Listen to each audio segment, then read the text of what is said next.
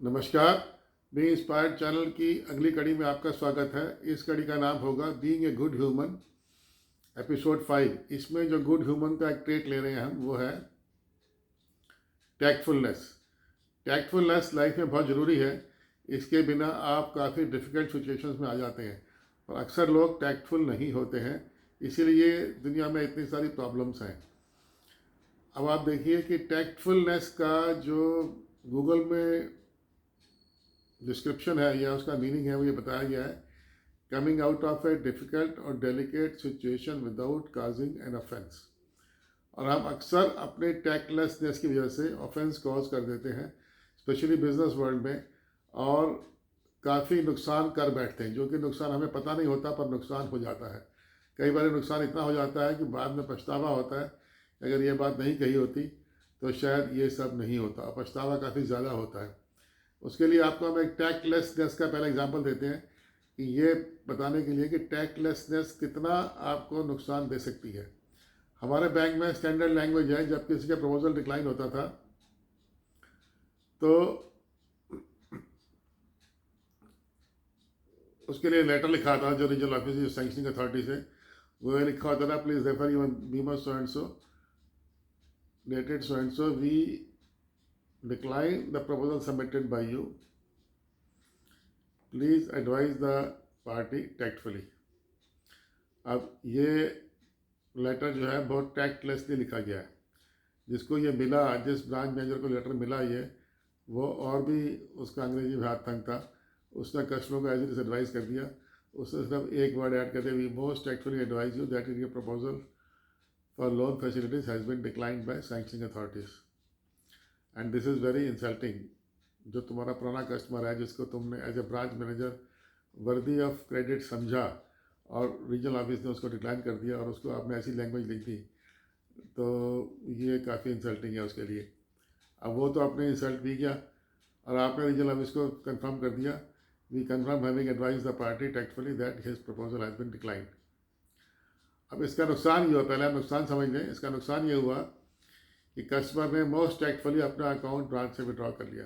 एक कस्टमर जो ब्रांच में रोज़ आता था, रोज़ आपके साथ बैठता था, चाय पीता था, उसको ज़रा सी बात पे आपने नाराज़ कर दिया और वो धीरे धीरे अपने सेविंग्स बैंक से पैसा निकालता रहा। उसने खाली कर दिया, तो उसने अपनी एफडीआर खाली कर दी और उसने क्या किया कि लॉकर में सब सामान निकाल लिया और लॉकर का किराया देना बंद कर दिया। अब लॉकर का किराया वसूलना उससे मुश्किल हो गया, क्योंकि वो एक इंसल्टेड कस्टमर था हमारे ब्रांच का। अब ये डिफ़िकल्ट सिचुएशन हो गई, पर इसके लिए अब क्या टैक्टफुली लेटर लिखा जाता उसको?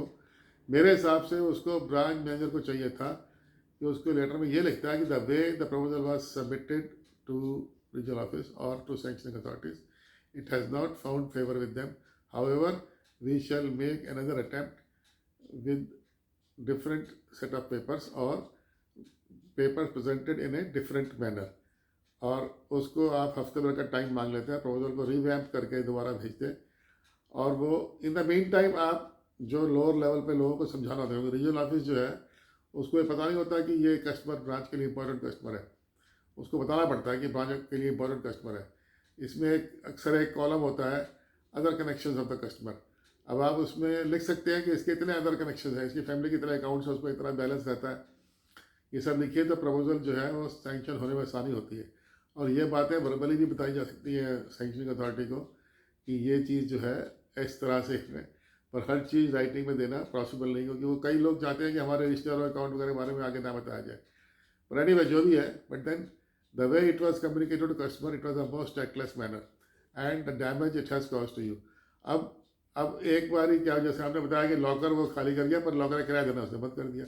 अब this is how customer sometimes when they are insulted, दे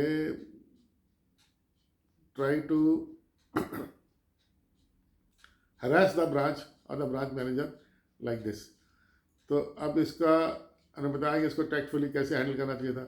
अब टैक्टलेसनेस शादी ब्याह में, स्पेशली जब इंटरकास्ट मैरिजेस होती हैं उस वक़्त, और अरेंज मैरिजेस जो होती हैं, उसमें जो आदमी अरेंज मैरिज कराता है, जो आदमी जिसको हम बिचौलिया बोलते हैं, वो मैंने देखा है कि बहुत टैक्टफुल आदमी वो होता है, दोनों तरफ की बातें वो निभाता है बेचारा। और वो चाहता है कि किसी तरह से ये रिश्ता हो जाए और वो दोनों तरह की बातें निभाता रहता है। तो वो हर बात को बहुत टैक्टफुली आगे पहुंचाता है, कभी भी वो ऐसा नहीं करता कि एक पार्टी ऑफेंडेड फील हो जाए और रिश्ता टूट जाए। This is how it happens. आप देखिए कि अब एक टैक्टफुलनेस का भी एक जोक आया था व्हाट्सएप में, आपसे शेयर करता हूँ मैं, कि एक हस्बैंड जो है वो दारू पी के घर में आ गया और वो इतना ज़्यादा दारू पी हुई थी उसने कि वो लड़खड़ा रहा था, और उसकी बीवी ने उसको बहुत डांटा डपटा कि तूने दारू क्यों पी, जब तूने कल प्रॉमिस किया था आज से दारू नहीं पिएगा, आज तूने दारू क्यों क्यों पी। तो आप देखिए ये टैक्टफुलनेस की हाइट है, ये टैक्टफुलनेस की इंतहा हो गई कि उसने क्या बोला कि मैं एक ऐसी जगह फंस गया जहाँ दोस्तों ने ये बोला, मैंने मना किया दारू पीने से, मैंने कहा कि मैं चाय पीऊँगा, मैं पकौड़े खाऊंगा, पर मैं दारू नहीं पीऊँगा, मैंने मना किया। तो दोस्तों ने बोला जिसकी बीवी सुंदर है वो दारू पिएगा, बाकी दारू नहीं पिएंगे। अब जो है मैं कैसे मना करता। अब ये एक डिफ़िकल्ट सिचुएशन से उसने अपनी बीवी की तारीफ भी कर दी, अपनी दारू भी जस्टिफाई कर दी, and he could get entry into the house. Otherwise अगर यही बात टैक्टलेसनेस मैनर में कही होती तो शायद उस दिन कुछ घर में झगड़ा हो जाता। सो ये टैक्टफुलनेस और जगह भी काम आती है। आपने देखा होगा कि ज़्यादातर लोग जो है वो जो ठग होते हैं, कॉनमैन होते हैं, कनिंग लोग होते हैं, बहुत टैक्टफुली बात करते हैं।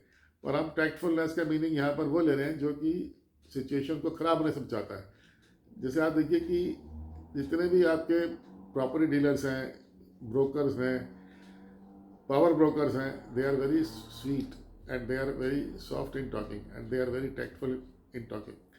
दे talk only the relevant portion and they talk in such a manner that it does not offend the other party। चाहे कुछ हो जाए, वो कभी भी पार्टी को नाराज़ नहीं करते। यही हमें बैंक को चाहिए कि अपने मैनेजरों को सिखाए कि पार्टी को कभी नाराज़ नहीं करना, unless the party has become damaging to the bank। सो अब इस सीरीज़ में, इस कड़ी में इतना ही। वंदे मातरम, जय हिंद, धन्यवाद।